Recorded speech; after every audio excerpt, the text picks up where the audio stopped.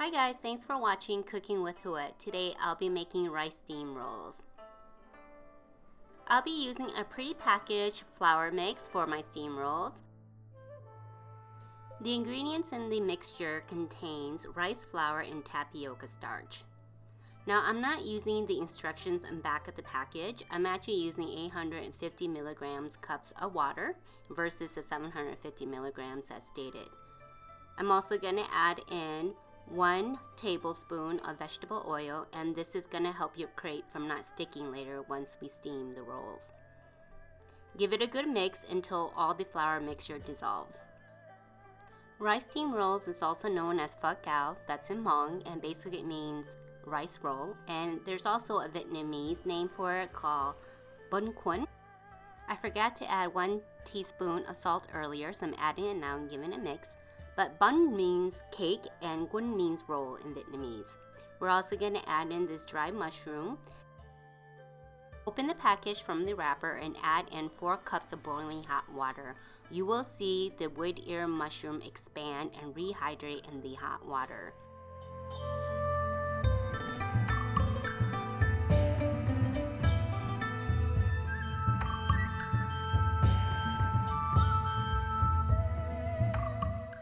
You want this to sit for about 15 to 20 minutes until it's totally rehydrated. Once it's rehydrated, you want to rinse it under very cold water a few times, remove the stem, and then chop it.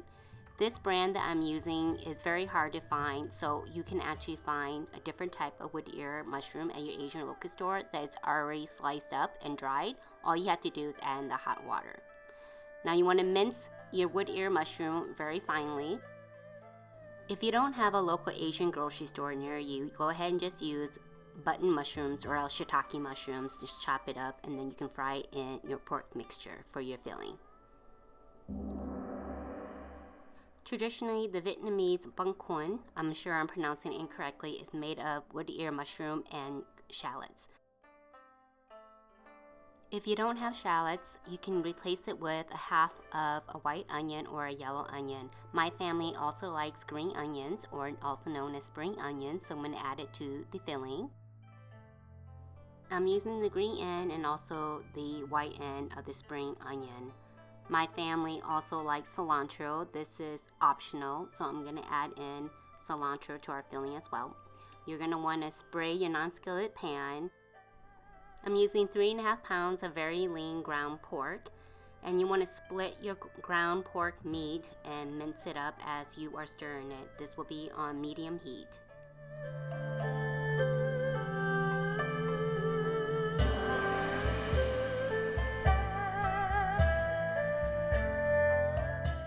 Continue to break up your ground pork as you are stirring it in your pan. We're going to add in 1 teaspoon of chicken soup base, 1 teaspoon of salt, and 1/4 of a teaspoon of black pepper. And break up the meat as you are stirring it to make sure that all your meat are evenly seasoned. Make sure your ground pork is completely cooked. Add in now your shallots. Continue to break up the pork as you are stirring it. Now we're going to add in the wood ear mushroom.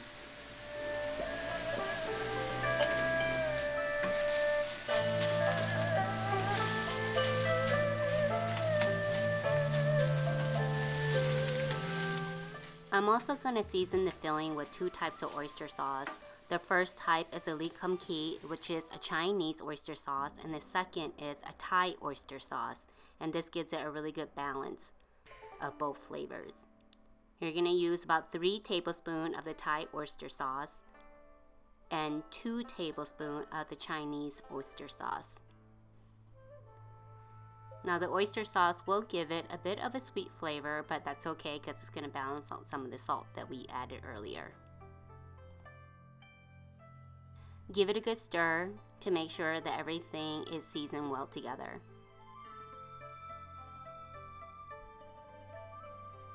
Let's not forget about our spring onions from earlier. Go ahead and add it into the filling.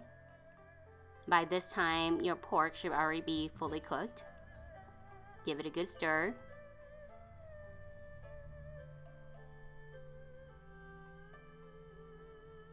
And add in your chopped cilantro. Now you can eat this with rice by itself and it'll be really delicious. You can just add in a little bit of sesame oil to give it a nice nutty flavor if you're not going to make the steamed rice roll. After you're done stirring it, you can turn off the heat and remove it and put it in a separate bowl. Let's prep our working station area. I went ahead and just used saran wrap and put it over a cutting board. And I'm going to lightly grease it with the pastry brush with some vegetable oil. I don't have a crepe pan, so I'm just using about a medium-sized saucepan here and lightly oil it. And remember our batter from earlier? Just give it a good mix before you actually ladle in. It's about 1/4 cup into your saucepan. Swirl it around to make sure it's evenly coated. This takes a little bit of practice, but your first 2 to 3 crepes will not turn out well, so don't worry if you end up with some very disfigured crepes. Your 4th or 5th crepe will turn out a lot better.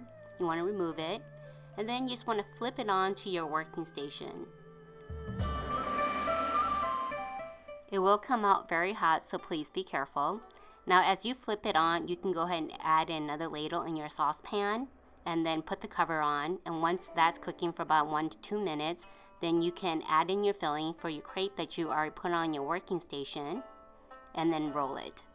This is a labor-intensive project or recipe. It will take you about 45 minutes to complete the batter, but it's absolutely delicious and worth it because you can add anything you want in your mixture versus going to the store and buying this, and it's not exactly how you want it seasoned. I'm going to show you one more time to roll it. So just add in your filling mixture.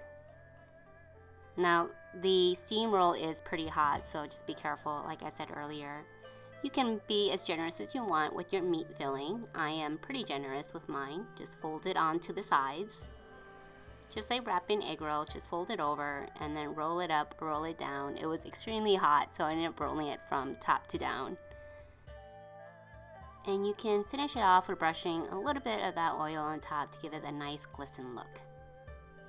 Now I'm going to cut up some Vietnamese pork meatloaf or Vietnamese ham, and I'm going to put this on top of our steam roll.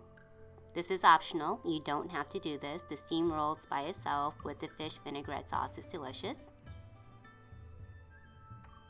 And I'm also going to add in this fried onion. You can actually make this yourself by cutting some very fine shallots and deep frying it, but I decided to opt for the easier route. Sprinkle it on top, and you can also add in some fresh herbs like cilantro and spring onions, and you can even add in some cucumbers. You can eat this dish with a sweet chili sauce or a fish vinaigrette sauce, and the recipe for the fish vinaigrette sauce will be listed down below. Thanks for watching Cooking with Hua. I really hope you enjoyed this tutorial. Please let me know what you would like to see next.